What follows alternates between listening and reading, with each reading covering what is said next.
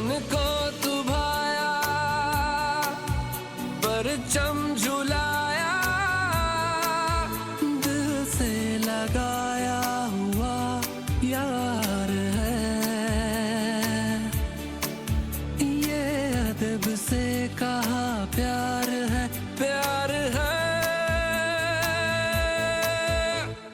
प्यार है। आज हमारे यहाँ पर आर्मी वालों ने कैंप लगाया, मेडिकल कैंप, जिसमें हर किस्म की दवाइयाँ जो हैं वो दी गई। सुबह से यहाँ पर रश लगा हुआ है और हमारे यहाँ पर पहले ये फैसिलिटीज नहीं थी। जीवन सिंह में फौजी कैंप लगा हुआ है, इसमें बहुत माशाल्लाह डॉक्टर भी आए हुए हैं, मरीज भी बहुत आए हैं दूर दूर से सुनकर, लेडीज डॉक्टर भी आई हैं। किला जीवन सिंह के अंदर मेडिकल कैंप लगाया गया है जो कि फ्री मेडिसिन दे रहे हैं।